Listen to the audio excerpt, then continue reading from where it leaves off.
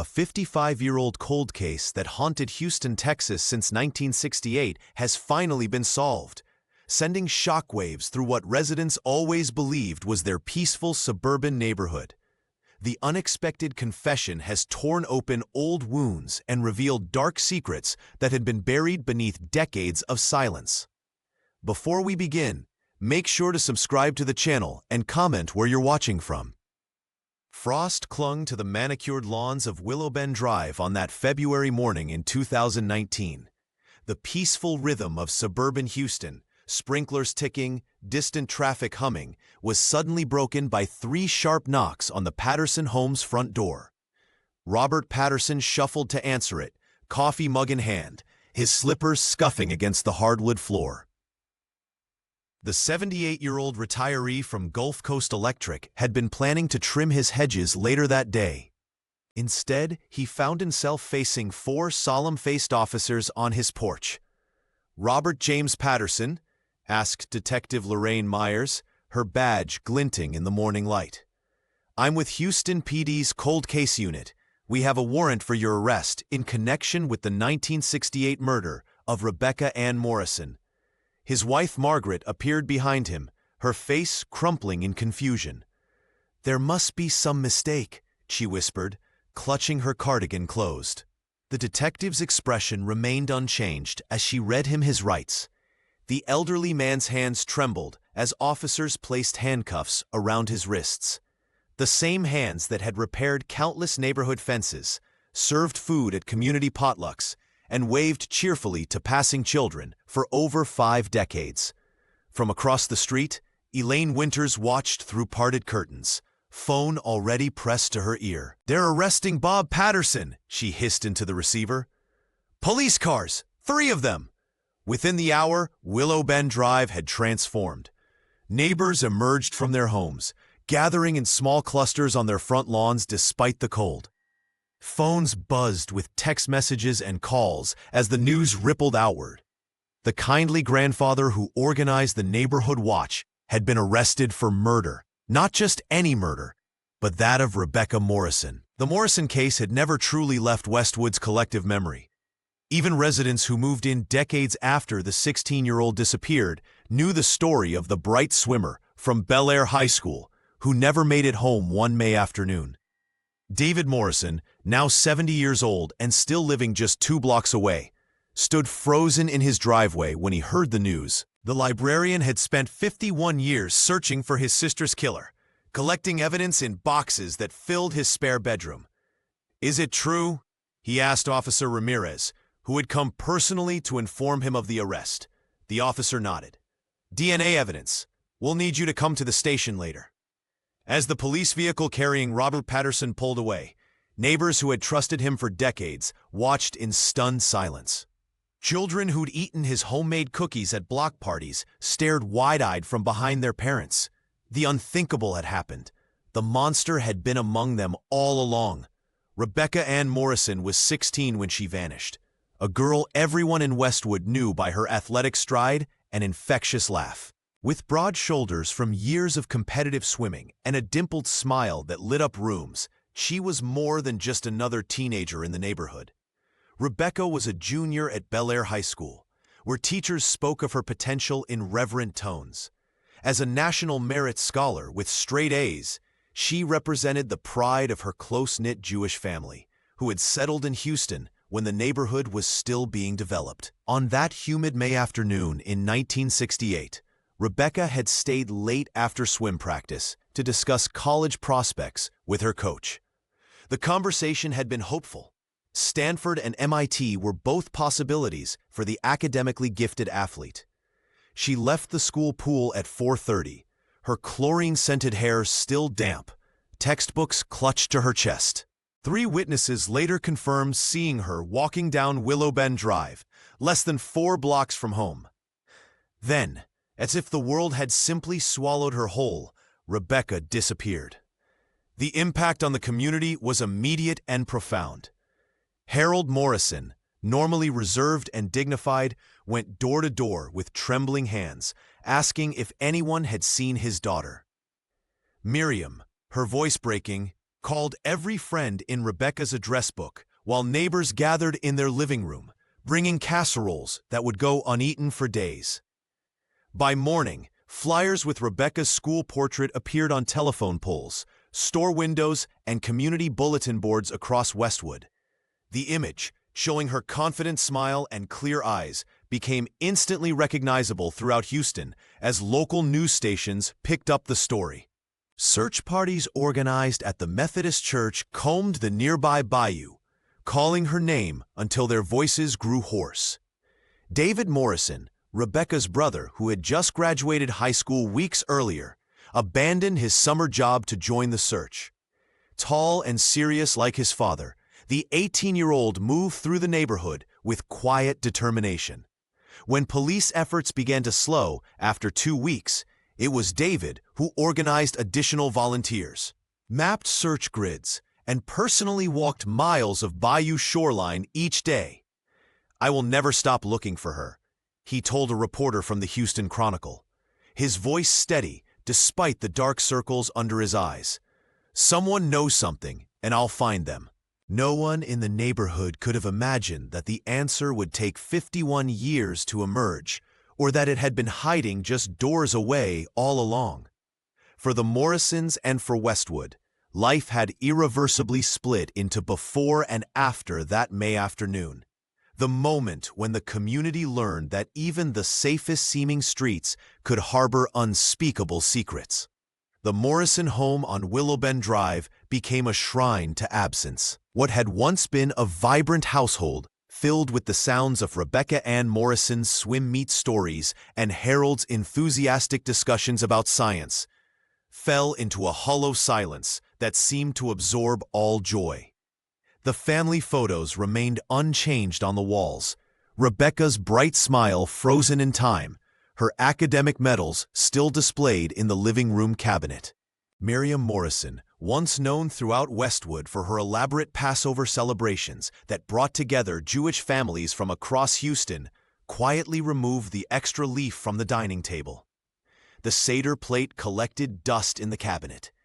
When neighbors inquired about the annual tradition, she would simply shake her head and say, "Not this year." The years stretched into decades, and "not this year" became the permanent state of things. Harold retreated into his own private world of grief. Each evening after returning from work, he would unfold the Houston Chronicle and disappear behind its pages, a ritual that served as both shield and distraction. The newspaper wall allowed him to avoid the empty chair at the dinner table, Rebecca's chair, which Miriam refused to remove. Sometimes his hands would tremble so violently that the newspaper rattled, the only indication of the storm raging behind his composed exterior. Their son's life underwent a quieter transformation. David Morrison had been accepted to 3 universities outside Texas, with plans to study literature at Northwestern. But as summer approached and his sister's case remained unsolved, he quietly deferred his enrollment.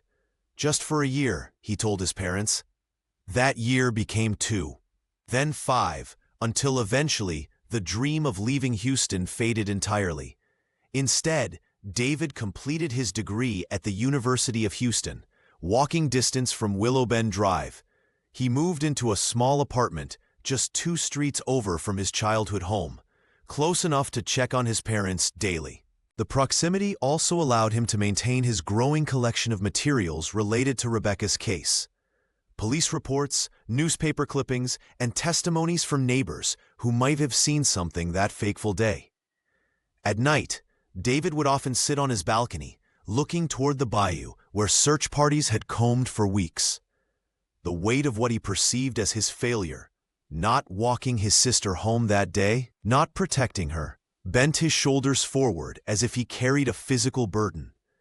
While his former classmates built careers and families, David Morrison built a life around a single purpose: finding the truth about what happened to his little sister.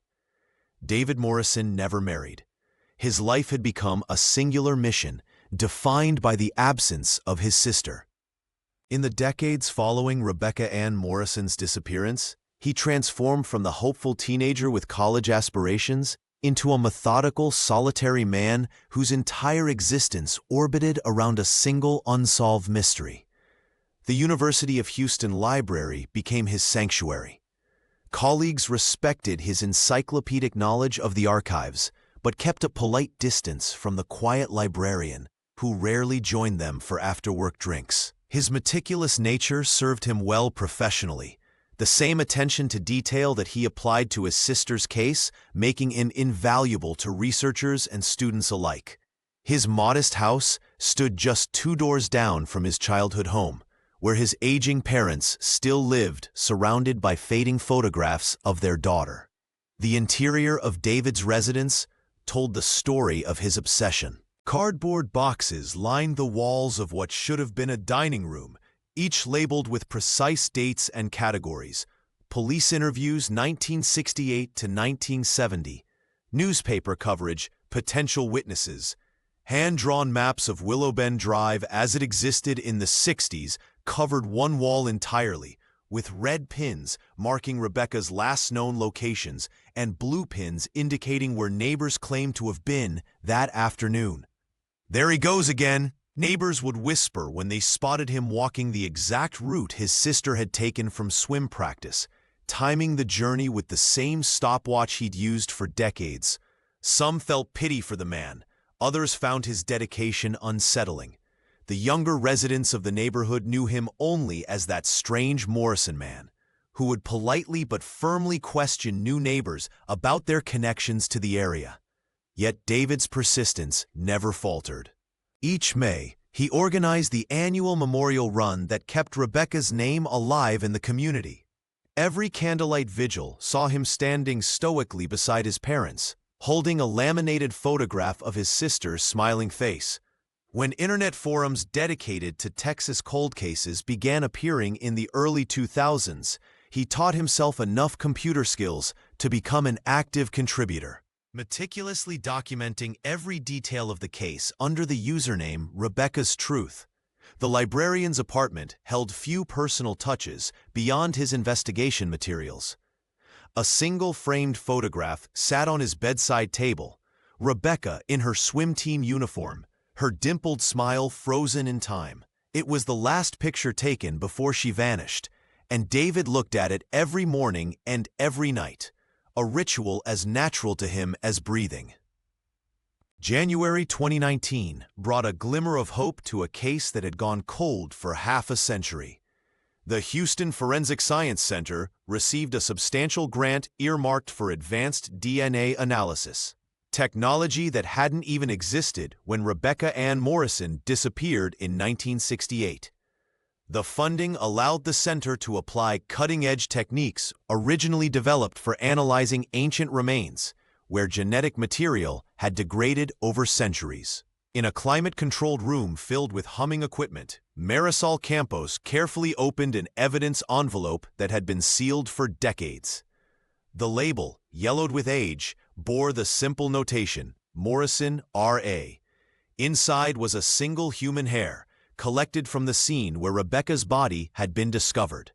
The strand had been preserved, but deemed insufficient for testing with the technology available in the 60s and 70s. "We're going to try something new," Marisol told her team, her voice betraying both professional detachment and personal investment. The analyst had grown up hearing about the Morrison case. It was part of Houston's collective memory, a tragedy that had shaped an entire generation's sense of safety. For 3 weeks, the lab worked meticulously with the sample. They extracted what little DNA remained, amplified it using techniques that could work with just a few cells, and ran it through their advanced sequencing equipment. The process was painstaking, with the team often working late into the night, the fluorescent lights casting long shadows across the sterile workspace. When the results finally appeared on her computer screen, Marisol stared in disbelief. "We have a partial profile," she whispered, calling her colleagues over. The genetic fingerprint wasn't complete, but it was far stronger than anyone had dared hope. Strong enough, in fact, to be uploaded to the National Genealogical Database that had revolutionized cold case investigations across the country. The following morning, Marisol contacted the cold case unit at the Houston Police Department. "We have something on the Morrison case," she explained, her voice steady despite her excitement. "It's not a direct match, but it's enough to start a genealogical search." Within hours, Detective James Wilson arrived at the lab, the case file tucked under his arm. He had inherited the Morrison investigation from his predecessor, who had inherited it from someone before him. A chain of responsibility stretching back to 1968. "Are you sure?" he asked, scanning the results on Marisol's screen. She nodded. "The Morrison case is alive again." That afternoon, the partial profile was uploaded to the database, sending ripples through a digital ocean of genetic information. Somewhere in that vast network, the team hoped was the connection that would finally bring justice for a 16-year-old girl whose life had been cut tragically short on a humid May afternoon so many years ago. The DNA match appeared on Marisol Campos's computer screen like a beacon in the darkness. Not a direct hit, but a third cousin once removed, a 48-year-old woman living in Dallas, who had uploaded her genetic profile to a public database out of curiosity about her ancestry. "This is it," Marisol whispered, immediately reaching for her phone to call Dr. Sean Patel. The genealogist had been waiting for this moment, having partnered with the Houston Forensic Science Center specifically to tackle cold cases through genetic genealogy. Within hours, Dr. Patel assembled his team in a conference room lined with whiteboards. "We're looking for connections to Houston, specifically Westwood, in the 1960s, he explained, his methodical approach reflecting years of experience tracing family histories. "This match gives us a starting point, but we need to build out at least 4 generations of family trees to triangulate our suspect." The team divided tasks. One researcher tackled birth certificates and marriage licenses, another combed through obituaries and funeral notices, while Sean himself mapped census data from Texas counties. Their workspace quickly transformed into a sea of sticky notes, printed records, and digital family trees sprawling across multiple screens. "The match's maternal line has roots in East Texas going back to the 1890s, noted one researcher, pinning a yellowed newspaper clipping to the board. "But there's a branch that moved to Houston after World War II. Days turned into weeks. Sean barely left the office, sleeping on a cot between marathon research sessions. The team ordered takeout and worked through weekends, driven by the knowledge that Rebecca Morrison's family had waited half a century for answers. The breakthrough came when they discovered a marriage certificate linking their Dallas match's great-aunt to a Patterson family that had settled in Houston in the early 50s. Cross-referencing with city directories, Sean found Robert Patterson listed as a resident of Willow Bend Drive, the same street where the Morrisons had lived. "Check employment records," Sean directed, his voice tight with anticipation. "The time frame matches perfectly." When the Gulf Coast Electric personnel files arrived, the final piece clicked into place. Robert Patterson had worked there from 1957 to 1992. The same company where Harold Morrison had briefly consulted, and where 16-year-old Rebecca had once visited her father. Sean called Marisol with hands that wouldn't stop shaking. "We have him," he said simply. "Robert Patterson. He's been living on Willow Bend Drive since the Eisenhower administration. Never moved, never changed his name. He's been there the whole time, just 3 houses down from where David Morrison lives now." The genealogist stared at the family tree he'd constructed, a sprawling map of connections and coincidences that had finally revealed a killer hiding in plain sight for 51 years. Detective Elena Cortez spread the yellowed case files across the conference table at the Houston Police Department's cold case unit. She had been reviewing the Morrison case for 3 weeks straight, and something about Robert Patterson's alibi had been bothering her. "Look at this," she said, sliding a photocopy toward her partner. The original interview notes from 1968 showed that Robert Patterson had claimed to be at a work meeting at Gulf Coast Electric during the critical hours when Rebecca Ann Morrison vanished. Her partner, Detective James Wilson squinted at the faded handwriting. Says here he was in a budget meeting from 3 to 6. Seems pretty solid. Too solid, Elena replied. She pulled out a plastic sleeve containing a time card that had been filed away and forgotten for half a century. The company records show he clocked out at 4:35, not 6. There's a 30-minute window unaccounted for. James leaned forward, suddenly alert. And what time was Rebecca last seen? 4:45, Elena said quietly. Walking home from swim practice at Bel Air High. The route would have taken her right past Gulf Coast Electric.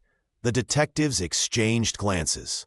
This was the first crack in an alibi that had stood unchallenged since the Johnson administration. Elena carefully laid out a sign-in sheet from the company archives, preserved by a meticulous secretary who had never thrown anything away. See this? Everyone at that meeting signed in and out. Patterson signed in at 3 but never signed out. The meeting continued until 6, but he wasn't there for the whole thing. James ran his hand through his thinning hair. So he leaves work early, encounters Rebecca on her walk home, and has just enough time to commit the crime before returning home for dinner, Elena finished. His wife told the original investigators he arrived home around 5:30, claiming the meeting ended early. The timing was too perfect to be coincidence. Elena pulled up a map of 1960s Houston on her computer. The distance between Gulf Coast Electric and the bayou where Rebecca's body was eventually found was less than 2 miles, easily navigable in the missing time. The original detectives never cross-referenced the time card with the sign-out sheet, James noted, shaking his head. Different departments, different files, Elena said. But 50 years later, we finally have the full picture, James concluded. They sat in silence for a moment, contemplating how a 30-minute gap, overlooked for decades, might finally bring justice for David Morrison and his family. The evidence wasn't just compelling, it was damning. Elena carefully placed the time card and sign-in sheet into a new evidence folder. Let's bring Robert Patterson in for questioning. David Morrison stood motionless at his window, fingers pressed against the cool glass as he watched the scene unfold across the street. For 51 years, he had imagined this moment, justice for Rebecca, yet nothing had prepared him for the reality of seeing Robert Patterson, the man he had exchanged pleasantries with for decades, being led away in handcuffs. The librarian's breath fogged the window as police officers guided the elderly man into the back of their vehicle. Patterson didn't resist. He moved with the resigned shuffle of someone who perhaps had been waiting for this day as long as David had been pursuing it. They finally got him, David whispered to the empty room. The triumph he had anticipated felt hollow, replaced by a nauseating mixture of vindication and grief. This man, this monster, had attended Rebecca's memorial runs. He had donated to her scholarship fund. He had fixed the Morrisons' fence after Hurricane Harvey. Outside on Willow Bend Drive, 3 news vans from local Houston stations pulled up, their satellite dishes extending skyward. A reporter from the Houston Chronicle was already interviewing neighbors, her pen moving rapidly across her notepad. The neighborhood, normally quiet on weekday mornings, hummed with tension. Residents gathered in clusters on their manicured lawns, some still in bathrobes, others having rushed home from work after frantic phone calls from spouses. Mrs. Hernandez from across the street was openly weeping. The Johnsons, who had lived next door to Patterson for 20 years, stood in stunned silence. He built the slide at the playground, someone said, voice cracking. My kids grew up on that slide. David watched as Miriam Morrison, now 93, was helped onto her porch by her caregiver. His mother's face was impassive, weathered by decades of grief, yet her eyes remained fixed on the police car as it pulled away. Harold had not lived to see this day, having passed 5 years earlier, still clutching his newspaper like a shield against the world. Pastor Williams from Westwood United Methodist arrived, his collar stark white against his dark suit. The religious leader moved among the groups, offering comfort to those who couldn't reconcile the man who had led youth groups with the predator described in hushed voices. As afternoon shadows lengthened across the lawns, David finally stepped away from the window. On his desk lay the boxes, his life's work, filled with faded reports and maps. The librarian ran his fingers over the lid of the topmost box, feeling the weight of decades lifting, even as a new heaviness settled in its place. Justice had come to Willow Bend Drive at last, but at the terrible price of knowing that evil had lived among them all along, hiding behind neighborly smiles and community service. The search warrant came through at dawn. Detectives moved methodically through Robert Patterson's garage, cataloging decades of accumulated possessions. Detective Marquez, leading the search, almost missed it. A weathered cigar box tucked behind paint cans on a high shelf, carefully wrapped in a faded blue Houston Astros towel. "We've got something," she called out, her gloved hands gently unwrapping the package. The box itself was unremarkable, a wooden Cohiba container with brass hinges worn from handling. But when opened, it revealed a collection that sent a chill through the investigation team. A delicate silver birthstone ring with an aquamarine stone, a handmade friendship bracelet of faded blue and yellow threads, and most damning of all, a torn page from what appeared to be a teenage girl's diary. These weren't random keepsakes. They were trophies, items belonging to Rebecca Ann Morrison that had vanished with her on that May afternoon in 1968. "Call the Morrison family," Marquez instructed, her voice hushed with the gravity of their discovery. "They need to see this." David Morrison arrived within the hour, his thin frame seeming to shrink further at the sight of the items laid out on the evidence table. The librarian's hands trembled as he confirmed each piece. "The ring was a gift for his 16th birthday," he whispered, not touching it. "Mom and Dad saved for months. Rebecca never took it off."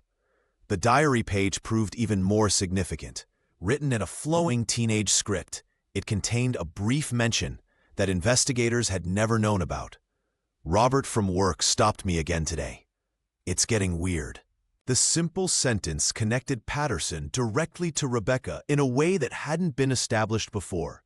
When the evidence was properly processed, the detectives brought the items to the Morrison family home.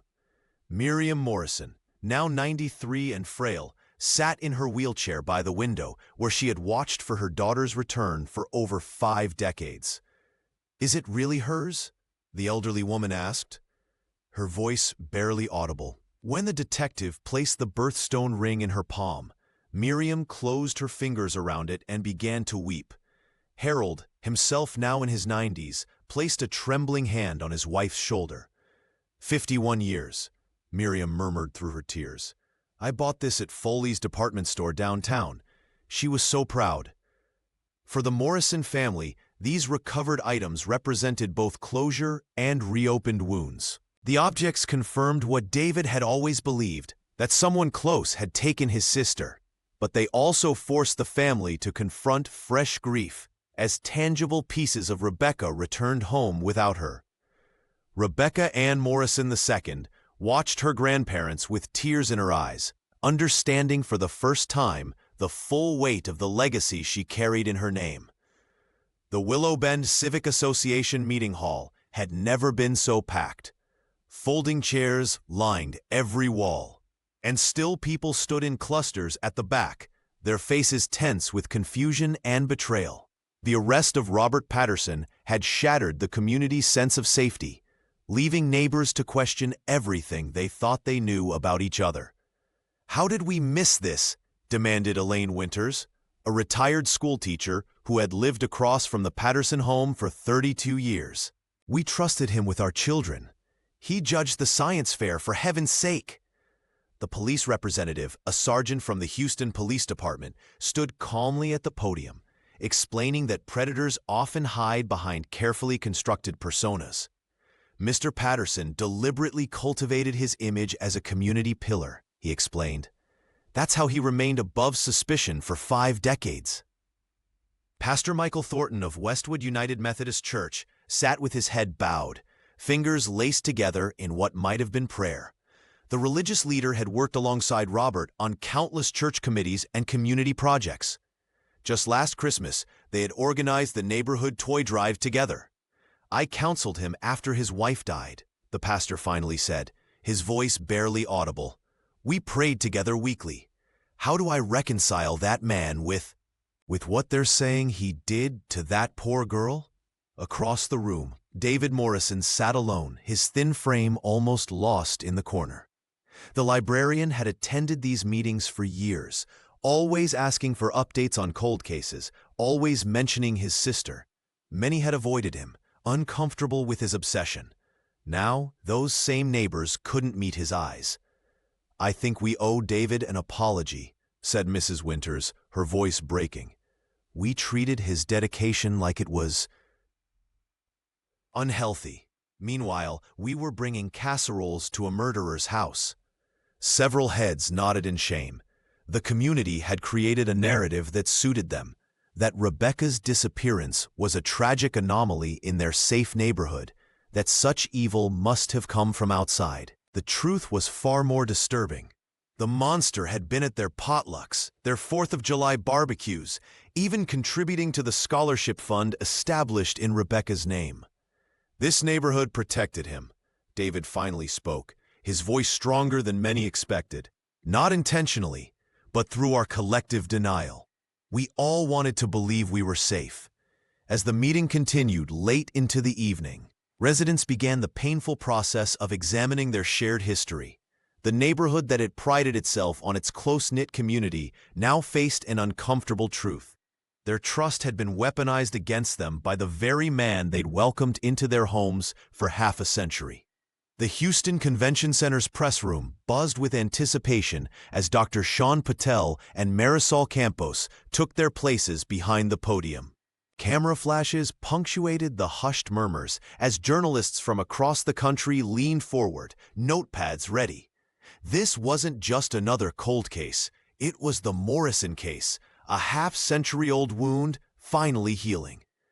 "What we've accomplished here represents the convergence of patience, technology, and old-fashioned detective work," began Dr. Patel, adjusting his glasses. The genealogist's presentation slides illuminated behind him, showing intricate family trees spanning 4 generations. The DNA sample preserved from 1968 was degraded, but not beyond hope. Marisol Campos stepped forward, her lab coat crisp against the blue backdrop. The forensic analyst from the Houston Forensic Science Center explained how they had extracted usable genetic material from a single strand of Rebecca's hair.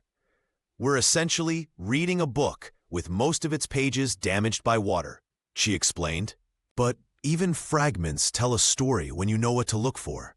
The scientists detailed their methodical approach, first identifying a third cousin in Dallas, then working backward through birth certificates, marriage records, and census data. Using digital mapping, they had reconstructed 27 family branches before narrowing their focus to Willow Bend Drive. "Genealogical DNA is like a spider web," Dr. Patel continued. "Every strand connects to others. We didn't need a perfect match, just enough connections to triangulate our subject." His laser pointer traced the path that had ultimately led to Robert Patterson. A reporter from the Houston Chronicle raised her hand. "Could this technique have worked 20 years ago?" "Impossible," Marisol replied. "The technology simply didn't exist. What took us weeks would have taken decades without modern sequencing and database access." The presentation shifted to the technical aspects: allele matching, mitochondrial DNA analysis, and the statistical certainty of their findings. Despite the complexity, the scientists made their work accessible, emphasizing how ordinary people uploading their DNA to genealogy websites had unwittingly created a powerful tool for justice. "Rebecca's case is just the beginning," Dr. Patel concluded. "There are thousands of victims waiting for science to give them back their names and their stories." As the press conference ended, David Morrison watched from the back row, his weathered hands clutching a folder of newspaper clippings he'd collected over 51 years. The librarian's eyes glistened as he approached the scientists afterward. "You did what I couldn't," he whispered, shaking their hands. "You found her killer with a single hair." Within days, the Morrison case methodology became required reading in forensic programs nationwide. Justice had come through science, patient, relentless, and ultimately inescapable, even across half a century of silence. The Harris County Courthouse buzzed with tension on a crisp October morning in 2019. The marble halls, usually filled with the mundane proceedings of justice, now hosted what many called the trial of the decade. Robert Patterson, the man who had lived 51 years with blood on his hands, would finally face judgment. Outside, television crews jostled for position on the courthouse steps. Reporters from the Houston Chronicle clutched notepads, while camera operators from local stations adjusted their equipment, all hoping to capture the perfect shot or quote. The story had captivated not just Houston, but the entire nation. A cold case solved through cutting-edge science, a killer hiding in plain sight for half a century. "We're expecting the proceedings to begin in 30 minutes, announced a court officer, triggering a flurry of activity as journalists rushed to secure their final interviews. Inside the courtroom, David Morrison sat motionless in the front row. His gaunt frame seemed to disappear into his dark suit, his complexion almost translucent under the harsh fluorescent lights. The librarian's hands trembled slightly as he arranged and rearranged a folder containing photocopies of his sister's school portrait. Decades of searching had led to this moment, yet he appeared more haunted than relieved. Beside him sat Rebecca Ann Morrison II, her presence a living reminder of what her aunt might have become. The marine biologist had taken the week off from her research at Texas Parks and Wildlife to attend the trial. She placed a steadying hand on her uncle's arm, her scientific mind struggling to process the emotional weight of the moment. "Are you sure you want to hear everything?" she whispered, knowing the details would be graphic. David nodded without speaking. He had spent 51 years imagining the worst. Reality could hardly be more painful than the scenarios that had tortured him through sleepless nights. The defense table remained empty, but the prosecution team huddled in urgent conversation. Lead prosecutor Elaine Winters reviewed her notes one final time, occasionally glancing toward the Morrison family with solemn acknowledgement. At precisely 9 o'clock, the side door opened.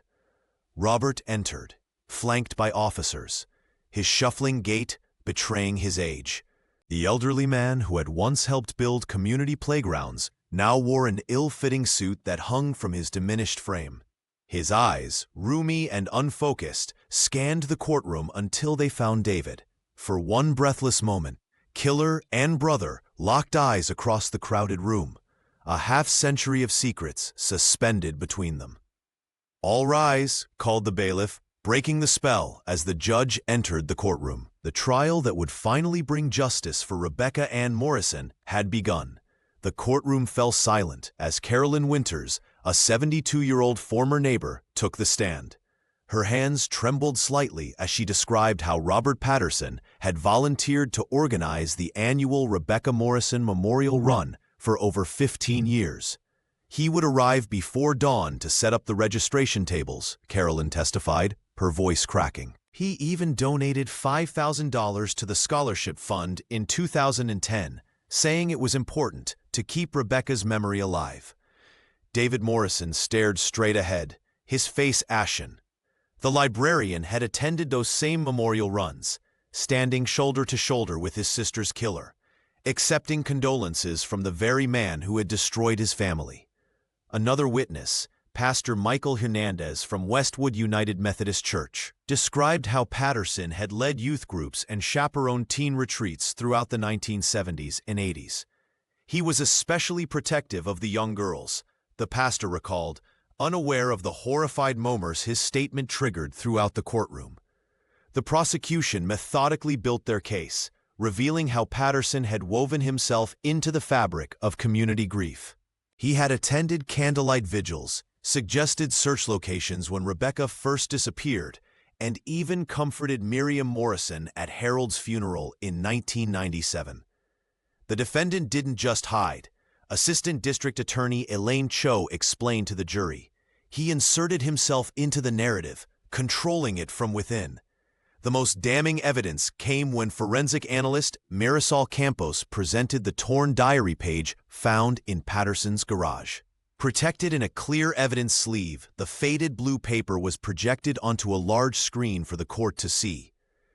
"I'm worried about Robert from work," Rebecca had written just 3 days before her disappearance. "He offered me a ride home again yesterday. Something about the way he looks at me makes me uncomfortable." A collective gasp filled the courtroom.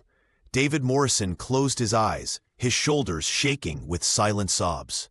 His niece, Rebecca II, wrapped her arm around him, her own tears falling freely. The defense attorney attempted to suggest the diary page could have been planted, but Dr. Campos confirmed that the paper's degradation matched its age, and the handwriting had been verified by 3 independent experts. This diary entry was never in the original case file, Detective James Wilson testified. If we had known about Patterson's workplace connection to Rebecca, the investigation might have taken a very different turn back in 1968. As court adjourned for the day, reporters rushed from the building, eager to break the news of this devastating revelation. Outside, the Houston skyline shimmered in the autumn heat, indifferent to the half-century of pain being excavated within the courthouse walls. As the trial entered its 3rd week, the community's sense of betrayal deepened like a wound refusing to heal. The courtroom gallery swelled with Westwood residents, many who had lived on Willowbend Drive since Rebecca Ann Morrison disappeared. Their faces reflected a collective guilt that hung heavier with each new revelation. "We told our children they were safe," testified Martha Winters, who had been Rebecca's lab partner at Bel Air High School. Her voice trembled as she recounted how their parents had organized a neighborhood watch after the tragedy, one that Robert had enthusiastically joined. "He volunteered to drive us to school when it rained. Our parents trusted him completely." The culture of safety that defined suburban Houston in the decades following Rebecca's murder had, ironically, created the perfect shield for Patterson. While David Morrison filled boxes with evidence in his solitary quest for justice, neighbors had dismissed his obsession as unhealthy, even encouraging him to move on during community gatherings. Outside the Harris County Courthouse, impromptu vigils formed. Former classmates of Rebecca placed flowers beneath a hastily made banner bearing her yearbook photo. The dimpled smile that had once brightened the halls of Bel Air High now served as a painful reminder of collective failure. "We failed her," admitted Thomas Grayson, president of the Willowbend Civic Association, during a press conference on the courthouse steps. "And we failed David too." The elderly man removed his glasses, wiping tears away before continuing. "For 51 years, he carried this burden while we pretended everything was normal.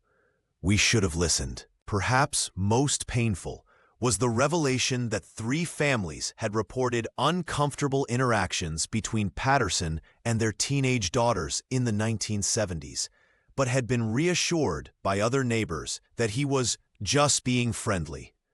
These reports never reached police.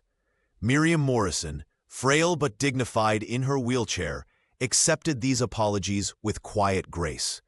Harold, who had passed away in 2007, never lived to see this reckoning. In a particularly moving moment, 7 neighbors approached David after court adjourned on Thursday.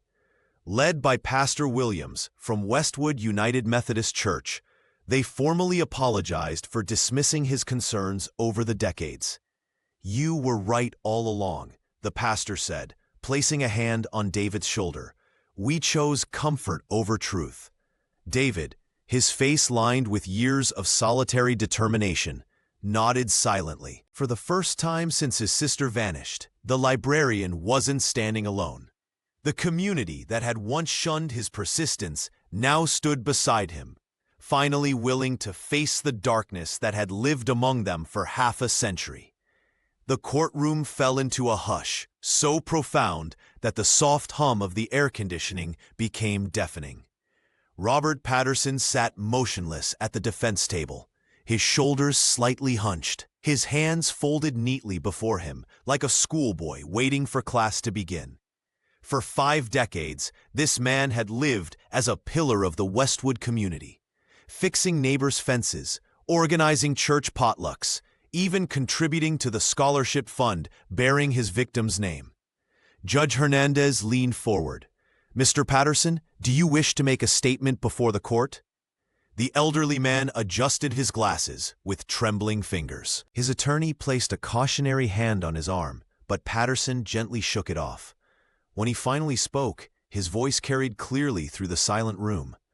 "I knew you'd figure it out eventually." 5 words. Flat, emotionless, almost relieved. The confession hung in the air like a physical presence, causing David Morrison to grip the courtroom bench until his knuckles turned white. "Technology catches up," Patterson continued, his tone conversational, as if discussing the weather. "It was just a matter of time." He glanced toward Marisol Campos, whose testimony about DNA extraction from a 50-year-old hair sample had transfixed the jury days earlier. A sob escaped from somewhere in the gallery. Rebecca Ann Morrison II reached for her uncle's hand, her face a mirror of the aunt she'd never known. The defendant's calm demeanor sent ripples of discomfort through the courtroom. This wasn't the desperate denial of a cornered man, but the resigned acknowledgement of someone who had been waiting for this moment. "Did you want to be caught?" The question came from the prosecutor, breaking protocol, but voicing what everyone was thinking. Patterson's gaze drifted to the window, where Houston's skyline shimmered in the distance. Carrying secrets gets heavy after a while. The implications of his statement electrified the room. For 50 years, he had attended neighborhood barbecues, taught Sunday school, and waved to the Morrisons from his driveway, all while knowing what he had done to their daughter. As bailiffs led him from the courtroom, whispers erupted into a dull roar. How many others like Patterson might be out there? How many killers were hiding behind the facades of ordinary lives in suburbs across America? The question haunted the faces of every person present. David Morrison, now stooped with age and grief, watched the man who had stolen his sister and derailed his life shuffle through the courtroom door. The librarian's decades of obsessive searching had finally yielded truth, but the victory felt hollow in the face of Patterson's chilling calm. The Harris County Courthouse fell silent as Rebecca Ann Morrison II approached the podium.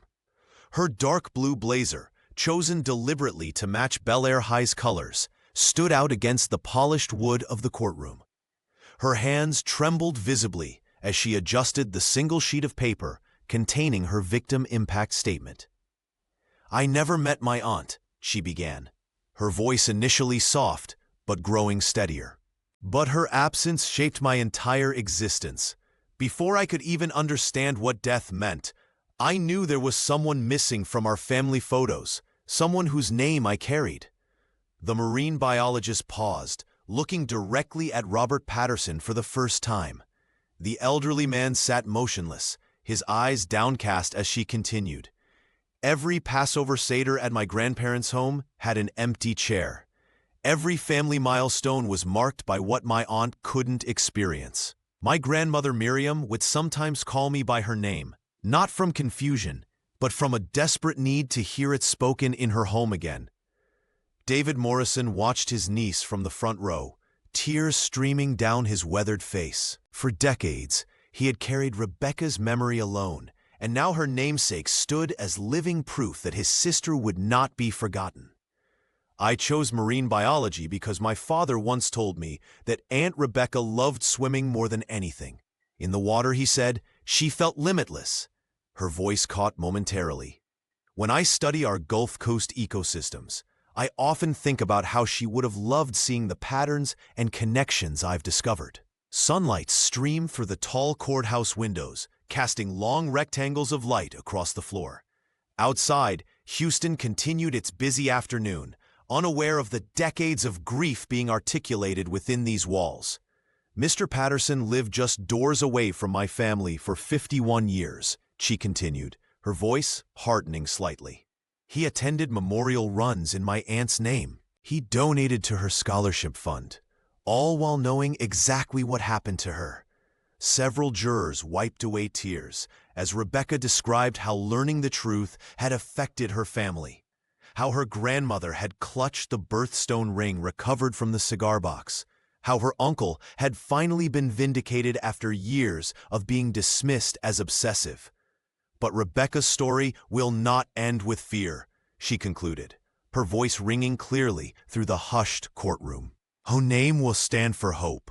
The science that found her killer will find others.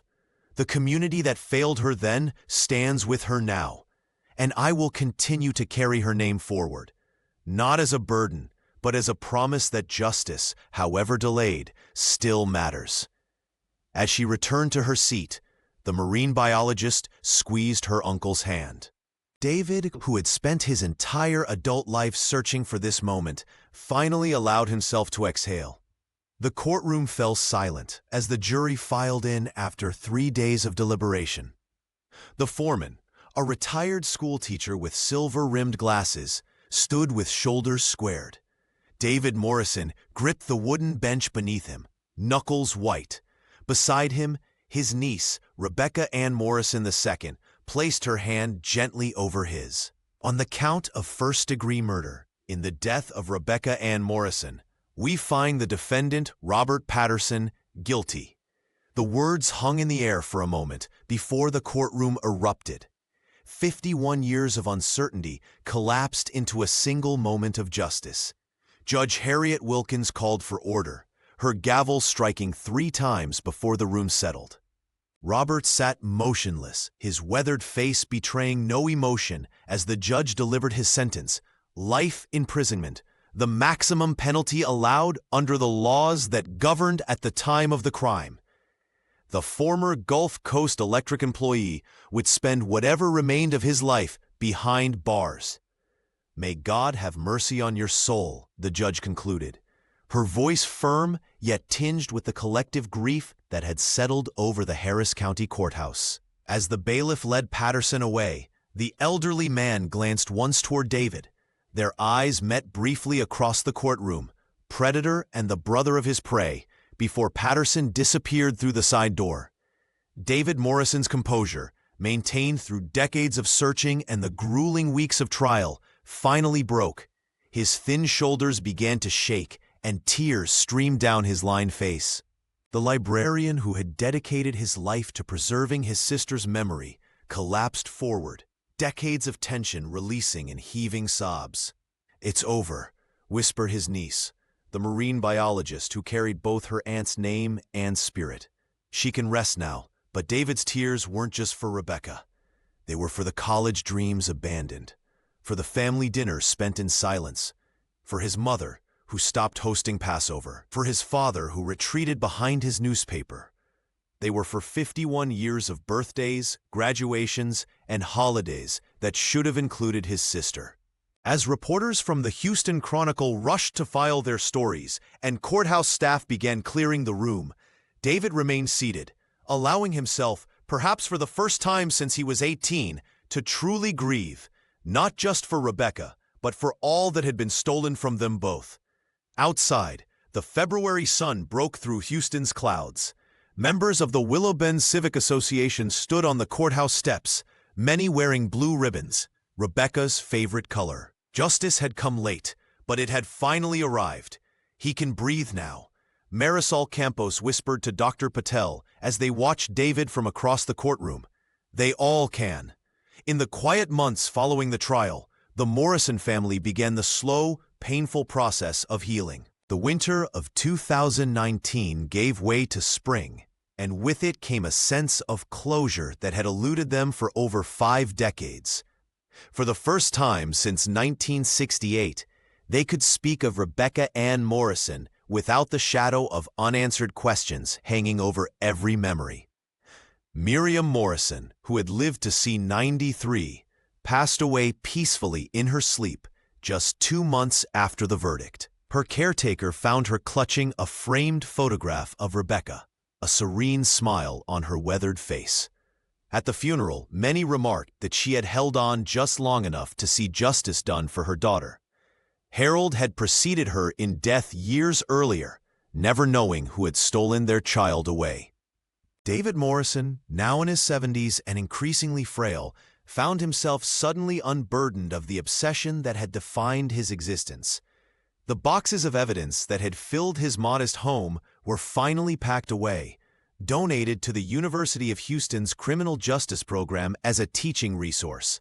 The librarian, who had spent decades meticulously documenting every lead and possibility, now turned his attention to living. "I never planned for this day," he told a reporter from the Houston Chronicle. "I never thought about what came after." What came after, surprisingly, was purpose. The Rebecca Morrison Memorial Scholarship Fund, which had existed in various forms since the 1970s, was revitalized with David's active participation. Twice a month, he visited Bel Air High School to mentor promising students interested in forensic science and criminal justice. His quiet knowledge and dedication made him an unexpected favorite among teenagers, who had only known Rebecca's story as local legend. His relationship with Rebecca Ann Morrison II deepened as well. The marine biologist, who had grown up in the shadow of her namesake's tragedy, now drove from Galveston every Sunday to share meals with her uncle.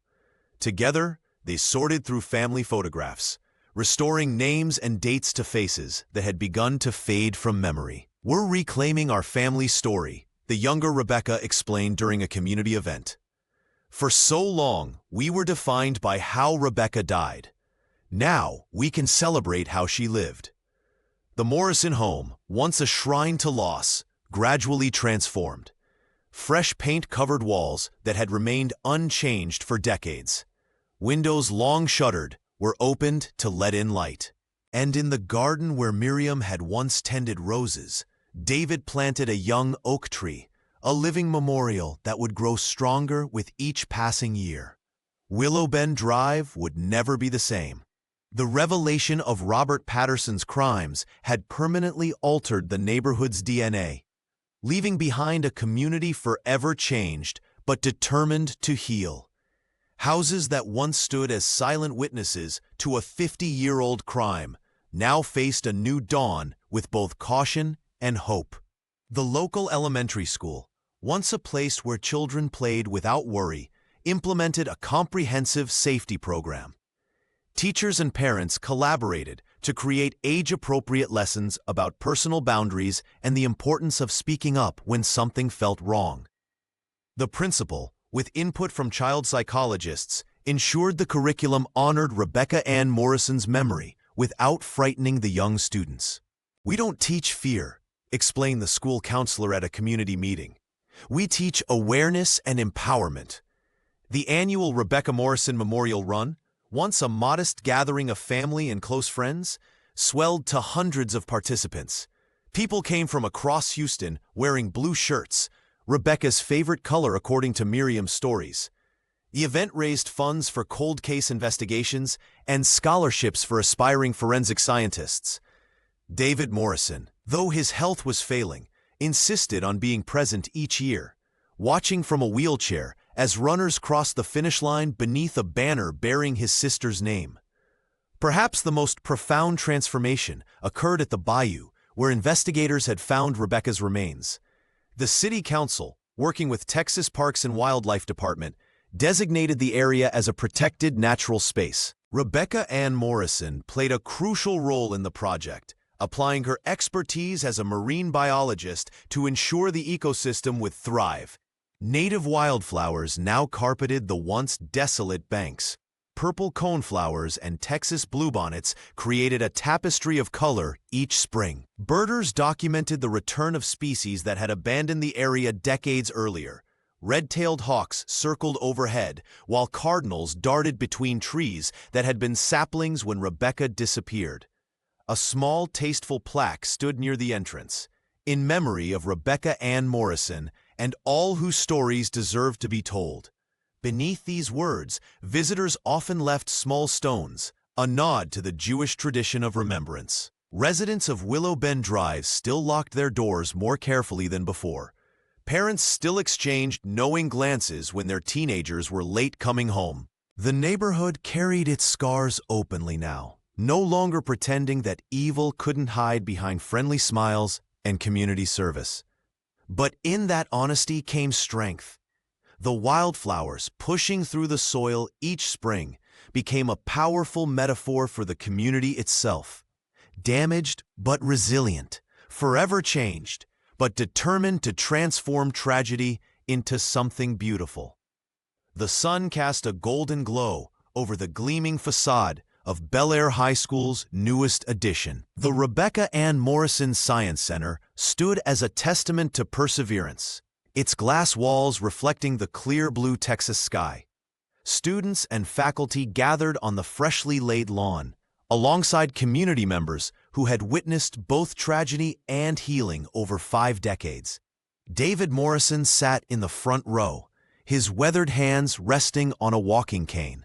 At 79, his frame had grown frail, but his eyes remained sharp and clear. Beside him sat several former classmates of Rebecca's, now elderly themselves, who had insisted on attending despite the afternoon heat. Dr. Rebecca Ann Morrison II approached the podium, her professional demeanor momentarily giving way to emotion as she adjusted the microphone. The marine biologist had taken a week's leave from her research at Texas Parks and Wildlife to prepare for this moment. "My aunt never had the chance to graduate," she began, her voice steady despite the weight of the occasion. "But today, her spirit enters these halls permanently." The crowd listened intently as Dr. Morrison spoke of scientific curiosity, of the questions that drive discovery, and of the power of memory to shape the future. She described how her own path in science had been guided by stories of an aunt she never knew, but whose legacy she carried in both name and purpose. "The pursuit of truth is never easy," she continued, glancing at her uncle. "It requires patience, methodology, and sometimes, as my Uncle David taught us all, a lifetime of dedication." David nodded slightly, a single tear tracking down his lined face. The librarian who had spent 51 years seeking justice had finally found some measure of peace. His collection of evidence boxes had been donated to the University of Houston's criminal justice program, transforming decades of obsession into educational resources. As the ceremony concluded, students released 51 butterflies, one for each year since Rebecca's disappearance. The creatures spiraled upward, catching currents of warm air, their wings flashing orange and black against the sky. Miriam Morrison had not lived to see this day, having passed 6 months after the trial concluded. Harold had gone years before, but their presence was felt in the scholarship fund that would now help students pursue careers in forensic science and environmental protection. Later, as the crowd dispersed, David and his niece walked slowly beneath the massive oak trees that lined the campus. Spring had transformed them, their branches heavy with new leaves and life. "She would have liked this place," David said softly, looking up at the building that bore his sister's name. Dr. Morrison squeezed his hand. "She's part of it now." The neighborhood had been forever changed by darkness, but as the oaks swayed gently in the Houston breeze, their shadows no longer seemed threatening, just the natural companions to light.